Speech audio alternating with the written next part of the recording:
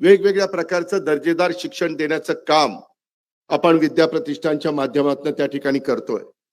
आणि एक आज मानाचा त्याच्यामध्ये तुरा खोचला गेला आहे, तो म्हणजे Vidya Pratishthan Sharadchandra Pawar centre of excellence in artificial intelligence, ज्याची खऱ्या अर्थाने ग्रामीण भागातल्या मुलांच्या करता मुलींच्या करता गरज होती.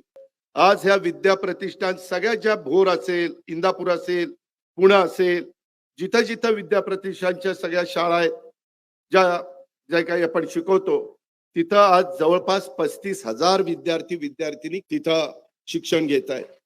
आणि मला वाटतं महाराष्ट्रात एवढी एकमेव संस्था आहे की एकाही मुलाकडनं किंवा मुलीकडनं या संस्थेनी सुरुवातीपासून आजपर्यंत डोनेशन घेतलेलं नाही.